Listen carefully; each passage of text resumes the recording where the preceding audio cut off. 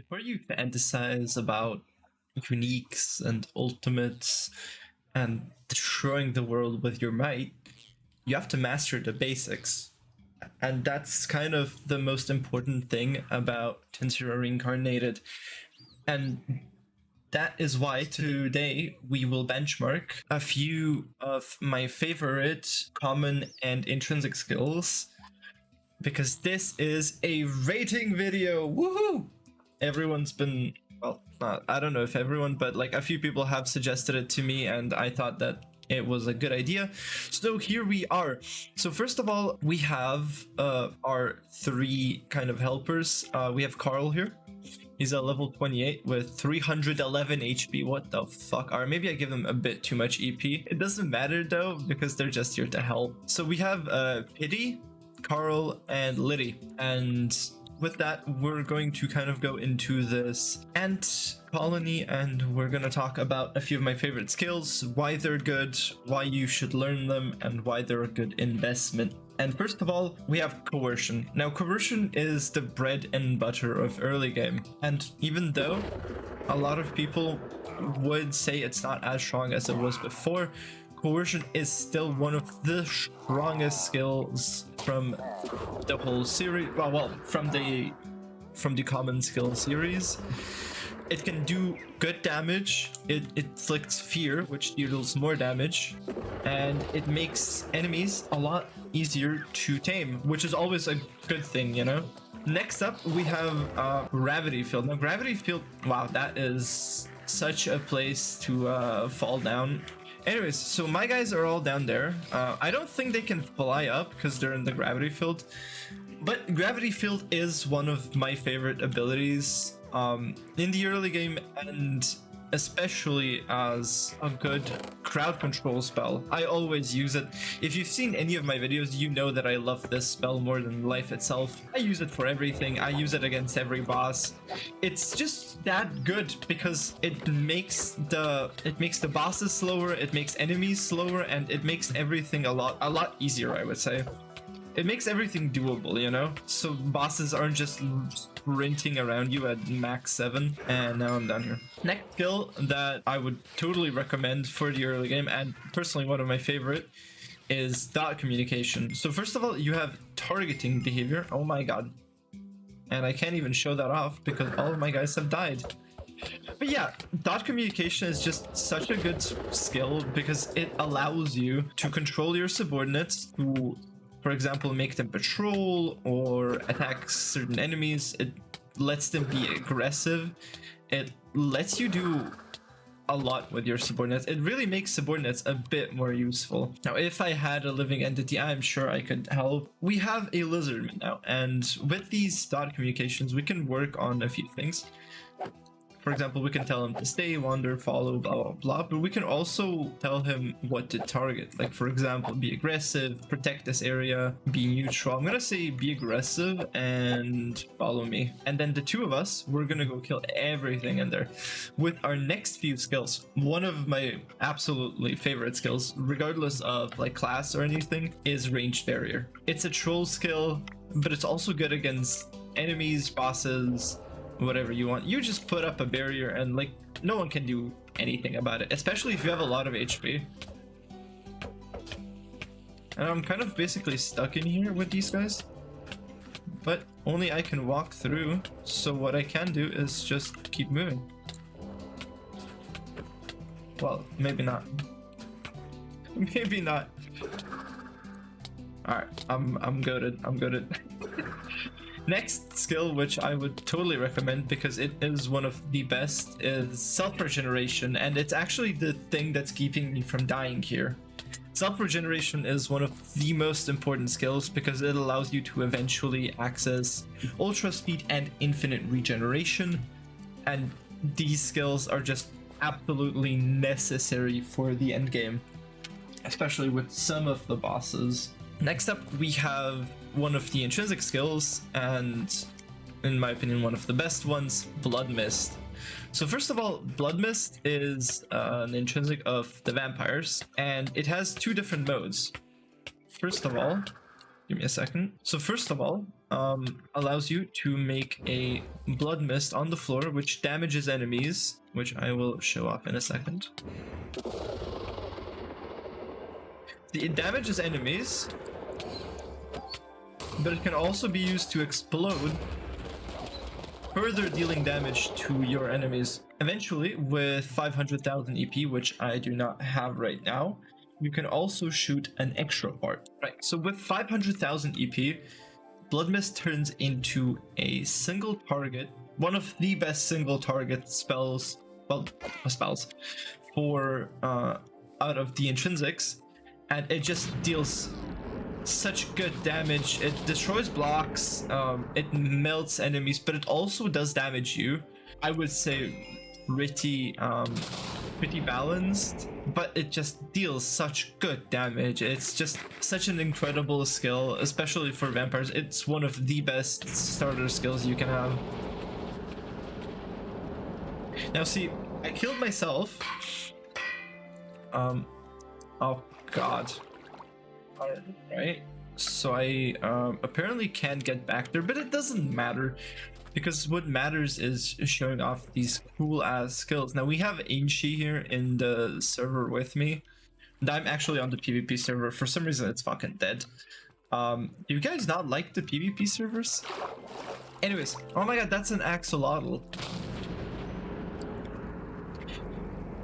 Anyways, one of my next and really good recommendable skills is strength. I do not know if I've already talked about it, but it's just such a basic skill. It increases your melee damage. It allows you to, you know, one-shot certain mobs even with your hand. It's just good. And once you eventually also, oh fuck, I am getting like fucking tag teamed by these stupid dire wolves.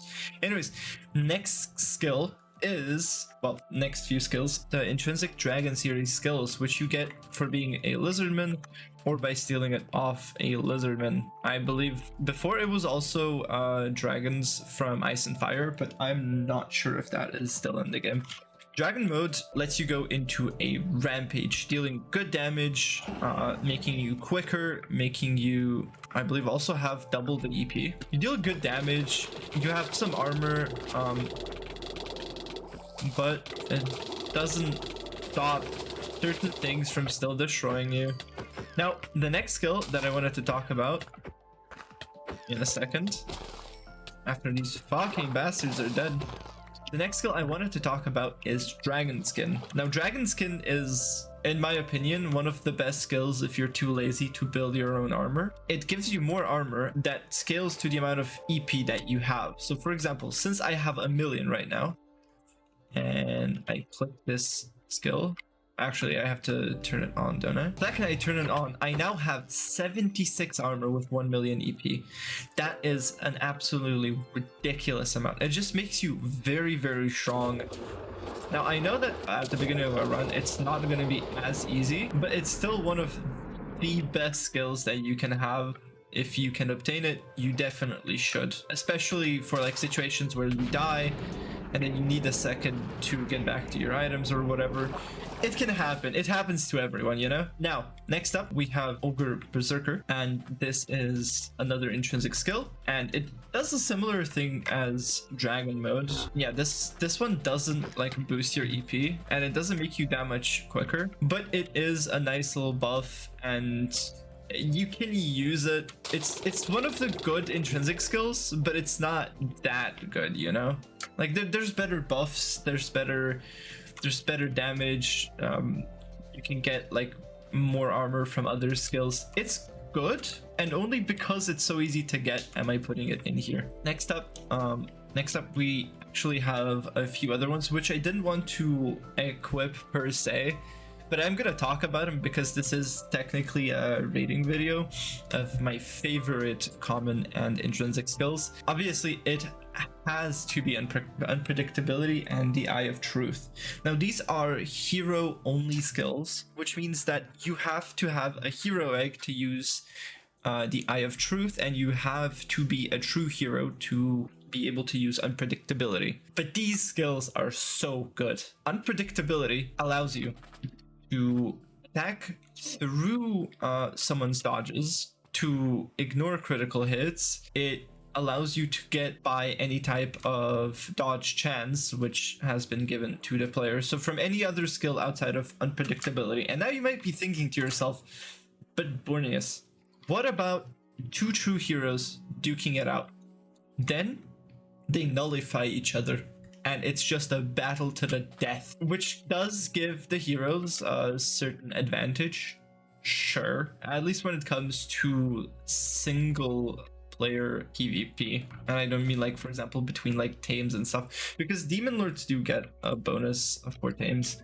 And now I wanted to talk about some good synergies that I've thought of between these skills, which could be useful for someone theoretically. But I am sure that most of you know how to play this mod much better than I can, at least like when it comes to like insane damage and stuff. A few synergies that I would recommend is any type of berserker skill, like for example dragon mode or ogre berserker, paired along with ranged barrier, because it basically means that you put yourself and a very hittable, likely very dead target into a 20x20 barrier or 10x10, and they can't get out unless they destroy it. So as long as you have enough HP, you should be able to like absolutely annihilate whoever's in there. It just gives you a big advantage due to being next to each other. Range barrier is like generally just a kill box against any type of super quick player, as long as they don't have teleportation. If you had oppressor as well, that would synergize even better. So you put someone in a box and they can't even teleport out. Gravity field is obviously also good if you use it with ranged barrier. Honestly, ranged barrier is just a really good ability, and you can use it with anything. And of course, you just stack, you know, spam coercion for fear / damage. Honestly, these few very simple skills can be combined together to such a horrifying, deadly combination that it's absolutely insane. And I am so stoked to show you guys what's in the new 1.21 version.